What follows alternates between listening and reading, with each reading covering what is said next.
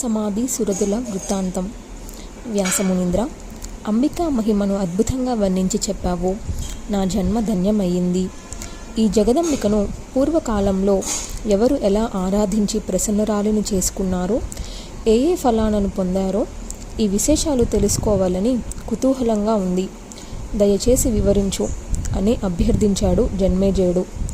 అప్పుడు వ్యాసుడు మహామాయా పూజా విధానాన్ని తెలియజేశాడు. జన్మేజయ, పూర్వం సార్వోచిష మన్వంతరంలో సురధుడు అనే మహారాజు ఉండేవాడు. ప్రజలను ధర్మబద్ధంగా పరిపాలిస్తూ ఉదారుడై, సత్యవాది అయి, గురుభక్తి తత్పరుడై, శీల సంపన్నుడై, ఏకపత్నివ్రతుడై, దానగుణంలో మేటి అయి, ధనుర్విద్యా విశారదుడై, అవిరోధి అయి జీవితం గడుపుతున్నాడు. ప్రజల మన్నలను పొందుతున్నాడు. ఇలా ఉండగా పర్వతని వాసులైన మ్లేచ్చులు అసూయపరులై శత్రుత్వం పెంచుకొని సురధుడి మీదకు దండెత్తారు. అశ్వ, హస్తి, రథ, పదాతి సైన్యాలతో మద్ఘోత్కటులై వచ్చిపడ్డారు. సురధుడు సర్వసేనా సమేతుడై ఎదురించాడు. మ్లేచ్చుల సైన్యం కన్నా తన సైనా బలం చాలా అధికంగా ఉన్న దురదృష్టవశాత్తు సురధుడు ఓడిపోయాడు. రణరంగం నుంచి పారిపోయి బలిష్టమైన ఒక దుర్గంలో దాక్కున్నాడు. మంత్రులందరూ శత్రుపక్షంలో చేరిపోయారు. మ్లేచ్చులు ఆశ పెడితే లొంగిపోయారు. ఎంత నీతిమాలిన వాళ్ళు! వీళ్ళు రేపో మాపో శత్రువులకు నన్ను పట్టిస్తారు. నీతి లేకపోయాక ఎంతటి పాపినికైనా ఒడికడతారా? వీళ్ళని ఇక విశ్వసించకూడదు. లోభం ఎంత పనైనా చేయిస్తుంది. తండ్రులు, తోబుట్టువులు, బంధుమిత్రులు, గురువృద్ధులు ఏ అనుబంధాలు పరిగణకు రావు. అందరినీ ద్వేషిస్తారు. అవకాశం దొరికితే అంతమొందిస్తారు. కాబట్టి వీళ్ళని విశ్వసించను అని ఆలోచించి సురధుడు గుర్రాన్ని అధిరోహించి ఒంటరిగా అడవుల్లోకి వెళ్ళిపోయాడు. పోగా ఒక ఆశ్రమం కనిపించింది. అది సమేధసుడి ఆశ్రమం. ఎత్తుగా పెరిగిన వృక్షాలతో పచ్చగా కనువిందు చేస్తుంది. మధ్యలో ప్రవహిస్తున్న నదిలో ఇసుక తిన్నెలు. పరస్పర మైత్రితో సహజ శత్రుత్వాన్ని విడిచిపెట్టి క్రీడిస్తున్న మృగపక్షి సంఘాలు. శిష్యులు వేదాధ్యయన ఘోష, నివార ధ్యానంతో చేస్తున్న వంటలు గుమగుమలు, హోమ ధూమ సుగంధాలు, నానా పుష్ప పరిమళాలు సర్వప్రాణికోటికి సుఖప్రదమై స్వర్గాన్ని మరిపిస్తుంది. ఆశ్రమాన్ని చూడగానే సురధుడి మనస్సు తేలికపడింది. భయం పటాపంచలయ్యింది. ఇక్కడ సుఖంగా జీవితం గడపవచ్చు అనే విశ్వాసం ఏర్పడింది. ఒక చెట్టు నీడలో గుర్రం దిగి దాన్ని అక్కడ మేతకు వదిలి పాదచారి ఆశ్రమ ప్రాంగణంలోకి వెళ్ళాడు. సాలవృక్ష ఛాయల్లో కృష్ణాజినం మీద పద్మాసనం వేసుకొని కూర్చున్న తపోమూర్తిని చూశాడు. మూర్తిభవించిన శాంతం చుట్టూ కూర్చున్న శిష్యులకు వేదశాస్త్రాలను అధ్యాపనం చేస్తున్నాడు. అరిషడ్వర్గాలకు అతీతుడై, ద్వంద్వాలకు అందనివాడై, ఆత్మజ్ఞాన నిరతుడై, ఆకృతి దాల్చిన నిగ్రహంగా భాసిస్తున్న సుమేధుడిని చూడగానే సురధుడికి కళ్ళు చెమ్మగిల్లాయి. బాష్పజలాలు అప్రయత్నంగా ఉబికి దారులు కట్టాయి. అది దుఃఖమో ఆనందమో ఆత్మ ప్రక్షాళనమో తెలియలేదు. అల్లంత దూరంలోనే మహర్షికి సాష్టాంగపడ్డాడు. భద్రమస్తు మద్రవస్తు ఉత్తిష్ట అన్నాడు మహర్షి. శిష్యుణ్ణి పిలిచి దగ్గరగా ఆస్థరణం వేయించాడు. దాని మీద కూర్చోమన్నాడు. సురధుడు మౌనంగా వెళ్ళి కూర్చున్నాడు. సుమేధుడు ఆర్ఘ్యపాద్యాలు ఇచ్చి అతిథి మర్యాదలు జరిపాడు. తమరు ఎవరు? ఇటు ఎందుకు వచ్చారు? చింతులై కనిపిస్తున్నారు. కారణం ఏమిటి అని కుశల ప్రశ్నలు వేశాడు. సురధుడు ఇంకా తేరుకోలేదు. మౌనంగానే ఉండిపోయాడు. కన్నీటి జడి తెరిపి ఇవ్వడం లేదు. మహర్షి మళ్ళీ పలకరించాడు. సంశయించకండి, మనస్సులో ఉన్న బాధ ఏమిటో చెప్పండి. ఏదైనా పని మీద వచ్చి ఉంటే పర్వాలేదు చెప్పండి. అది ఎంతటి అసాధ్యమైనా మీ కోరిక తీరుస్తాను. గోప్యం కాకపోతే చెప్పండి అన్నాడు సుమేధనుడు. అప్పటికి సురధుడు పెరుగు కదిపాడు. మహర్షి, నన్ను సురధుడు అంటారు. నేనొక సామ్రాజ్యానికి రాజుని. శత్రువుల చేతిలో ఓడిపోయాను. రాజధానిని పట్టమహిషిని వదిలేసి ఇటు వచ్చాను. నిన్ను శరణు వేడుతున్నాను. నువ్వే రక్షించుడివి. అన్యదా శరణం నాస్తి. నువ్వు ఏది ఆజ్ఞాపిస్తే అది భక్తితో ఆచరిస్తాను. శత్రువులకు దారుణంగా భయపడి నీ సమీపానికి పారిపోయి వచ్చాను. శరణాగత వత్సల, రక్షించు, నన్ను రక్షించు అంటూ మళ్ళీ సాష్టాంగపడ్డాడు. సుమేధనుడు లేవనెత్తి దగ్గరగా కూర్చోబెట్టుకొని అభయమిచ్చాడు. సురధ మహారాజా, మీరు ఈ ఆశ్రమంలో నిర్భయంగా నివసించండి. ఇక్కడ ఏ శత్రుభయమూ లేదు, ఉండదు. ఇక్కడికి వచ్చే వారంతా తపోబల సమన్వితులు. హింస అనేది ఈ దరిదాపులకు రాదు.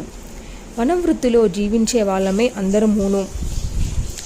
నివార కందమూల ఫలాలతోనే మా జీవనం. మీరు వాటితోనే గడపాలి మరి అన్నాడు.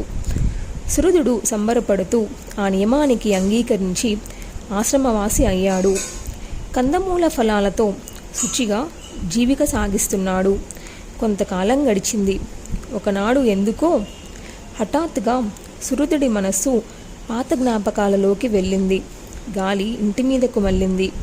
రాజ్యం పాపాత్ములైన మ్లేచ్చుల చేతిలోకి వెళ్ళిపోయింది. ఆ సిగ్గులేని దుర్మార్గులు ప్రజల్ని ఏమి పీడిస్తున్నారో ఏమో. నా ఏనుగులు, గుర్రాలు మేతలేక చిక్కి శల్యమైపోయా ఉంటాయి. నా సేవకులందరూ ఆ మ్లేచ్చులకు వశవర్తులైపోయి ఉంటారు. నేనున్నప్పుడు ఎంతో ఆనందంగా ఉల్లాసంగా ఉండేవారు. బహుశా ఇప్పుడు ఏడుస్తూ చాకిరి చేస్తుంటారు. నేను సంపాదించి పెట్టిన కోశాగారం ఈ పాటికి ఖాళీ అయిపోయి ఉంటుంది. జూత క్రీడలకు, మద్యపానాలకు, వ్యసనాలకు, విలాసాలకు ఖర్చు పెట్టేసి ఉంటారు. ఆ మ్లేచ్చులు పాత్రులకు దానం చేసి ఉంటారనుకోను. మంత్రులు వారికి వంత పాడుతూ అలాగే అయిపోయి ఉంటారు. ఒక చెట్టు నీడలో తీరుబాటుగా కూర్చొని సురధుడు ఇలా ఆలోచిస్తూ ఉండగా ఒక వైశ్యుడు దిగులుగా నడుచుకుంటూ అటువైపు వచ్చాడు. సురధుడిని చూడగానే కాసింత కుదుటపడి చేరువుకు వచ్చి మెల్లగా కూర్చున్నాడు. ఎవరు నువ్వు? ఎందుకు దిగులు పడుతున్నావు? ఇలా వచ్చావేమిటి? భయపడకు, నిజం చెప్పు. నేను నీ మిత్రుణ్ణి. 7 మాటలు మాట్లాడితే చాలు మైత్రి ఏర్పడుతుందన్నారు కదా, చెప్పు అని అడిగాడు సురధుడు. ఈ పలకరింపులతో వైశ్యుడికి ధైర్యం వచ్చింది. ఒక ఆత్మీయత స్ఫురించింది. పలికాడు, మిత్రమా, నేను వైశ్య జాతీయుణ్ణి. నా పేరు సమాధి. బాగా ధనవంతుణ్ణి, సత్యవాదిని, ధర్మతత్పరుని. అయితేనేమి, ఈవేళ నా బతుకు ఇలా అయిపోయింది. నా పెళ్ళాం బిడ్డలే నన్ను ఇంటిలో నుంచి వెళ్ళగొట్టారు. ధనలోభం వారితో ఈ పని చేయించింది. దుర్మార్గులు నన్ను లోబి అన్నారు, కృపణుడు అన్నారు. అందరూ ఒక్కటై నన్ను తరిమేశారు. ఏమి చేయడానికి తోచక ఇలా అడవిలోకి వచ్చేశాను. తమరి దర్శనం అయ్యింది. ఇంతకీ తమరు ఎవరో తెలుసుకోవచ్చునా? గొప్ప భాగ్యవంతుల్లా కనబడుతున్నారు. సురధుడు తన వృత్తాంతం క్లుప్తంగా చెప్పాడు. అదృష్టవశాత్తు మనమిద్దరం ఇక్కడ ఇలా కలుసుకొని మిత్రులయ్యాం. ఈ అందమైన శుభప్రదమైన ఆశ్రమంలో, ఈ అరణ్యంలో మనం నిర్భయంగా విహరించవచ్చు. అయ్యిందేదో అయ్యింది, ఇక దుఃఖించుకు. అన్నీ మర్చిపోయి ఇక్కడ నాతో పాటు సుఖంగా జీవించు అన్నాడు సురధుడు. నేస్తమా, నా మనసు పీకులాడుతుంది. నా కుటుంబం దిక్కులేనిది అయిపోతుందేమో, కష్టాల పాలవుతుందేమో. నా భార్య పుత్రులకు ఆరోగ్యం ఎలా ఉందో. ముఖ్యంగా నా ఇల్లాలు. మొదటి నుంచి దాని ఆరోగ్యం అంతంత మాత్రానే. సుఖంగా ఉందో లేదో మిత్రమా, నాకు ఎంతసేపు ఇవే ఆలోచనలు. నేను వాళ్ళకి అక్కర్లేకపోయాను కానీ నేను మాత్రం వాళ్ళని మర్చిపోలేకపోతున్నాను. చాలా బెంగగా ఉంది. సుఖంగా ఎలా ఉండగలను చెప్పు? ఎప్పుడు ఇంటికి వెళతానో, ఎప్పటికీ నా వాళ్ళను చూడగలుగుతానో? వైశ్యోత్తమ, ఏమిటి నీ వేరి? వాళ్ళేమో నిన్ను తరిమేశారు, వాళ్ళ కోసం నువ్వు పరితపిస్తున్నావా? ఇంతకన్నా వ్యామోహం ఉంటుందా? ఆ కఠినాత్ముల్ని చూస్తే మనసు బగబగలాడిపోదు? సుఖంగా ఎలా ఉంటుందనుకుంటున్నావు పిచ్చివాడా? దుఃఖాన్ని కలిగించే బంధుమిత్రుల కన్నా సుఖాన్ని కలిగించే శత్రువులు చాలా నయం. తెలుసుకో. మనసును గట్టిపరుచుకో. అటు మళ్ళనివ్వకు. ఇక్కడ నాతో పాటు హాయిగా జీవించు. రాజా, నిజమే నువ్వన్నది. కానీ నా మనస్సు నిలకడగా ఉండటం లేదు. మాటిమాటికి అటే పరిగెడుతుంది. ఎంత ప్రయత్నించినా ఫలితం ఒకటిగానే ఉంది. మిత్రమా, నాకు ఆ పాటి బెంగ లేకపోలేదు. రాజ్యం గుర్తుకు వచ్చినప్పుడల్లా దుఃఖం వెలుగుకి వస్తుంది. అయినా నిబ్బరించుకుంటున్నాను. మన ఇద్దరి బెంగలు దుఃఖాలు తీరడానికి ఏదైనా ఉపాయం చెబుతాడేమో. మన మహర్షి సుమేధుడిని అడుగుదాం. ఆయన శాంతి చిత్తుడు. ఏదో ఒక ఔషధం చెప్పకపోడు.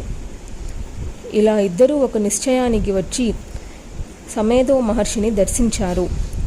సాష్టాంగపడ్డారు. ఆయన ఆశీర్వదించి సముచిత స్థలాలలో కూర్చోబెట్టాడు. సురదుడు వినయంగా ప్రశ్నించాడు. మహర్షి, ఈ వైశ్యుడు ఇప్పుడే నాకు మిత్రుడయ్యాడు. భార్యాపుత్రులు వెళ్ళగొడితే అడవులకు వచ్చాడు. అయినా కుటుంబం గురించి, కుటుంబ సభ్యుల గురించి తలుచుకొని పరితపిస్తున్నాడు. ఎంతగా చెప్పినా శాంతించడం లేదు. అలాగే ఈవేళ ఇదేమిటో నా మనసు కూడా చాలా కలతపడుతుంది. రాజ్యము, ప్రజలు గుర్తుకు వచ్చి కళ్ళు చిమ్మగిల్లుతున్నాయి. ఇది నిష్కరణమైన దుఃఖమే. అయినా మనస్సు నుంచి తొలగిపోవడం లేదు. ఏనుగులు చిక్కిపోయాయో, గుర్రాలు చచ్చిపోయాయో, సేవకులు ఎలా ఉన్నారో ఇవే ఆలోచనలు ఎంతకీ వదలకుండా వేధిస్తున్నాయి. మ్లేచ్చులు నా కోశాగారాన్ని నాశనం చేస్తున్నారేమోనని మనసు కుమిలిపోతుంది. నిద్ర పట్టడం లేదంటే నమ్ము. ఇన్ని రోజులు నువ్వు చేసిన ఉపదేశాల వల్ల ఈ జగత్తు మిథ్య అని తెలుసుకున్నాను. ఇది స్వప్న సదృశ్యమని గ్రహించాను. అయినా మనస్సు భ్రాంతిని వదలడం లేదు, స్థిరంగా నిలవడం లేదు. నేనెవడిని? ఈ గుర్రాలు, ఏనుగులు ఏమిటి?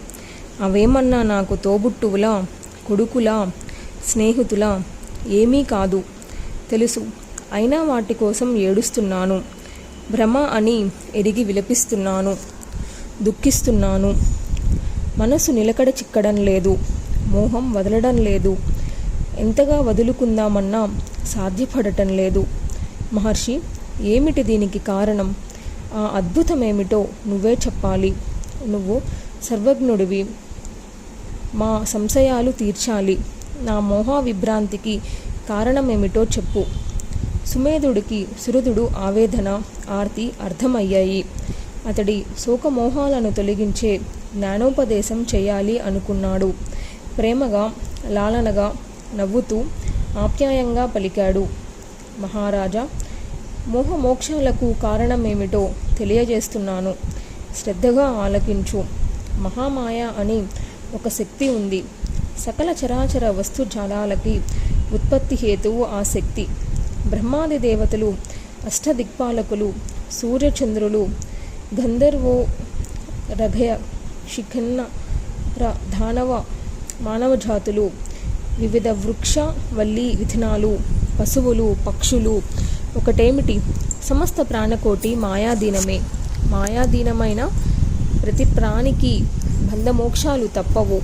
ఆ మాయాశక్తి కల్పించినదే మోహబలం, మోహజాలం.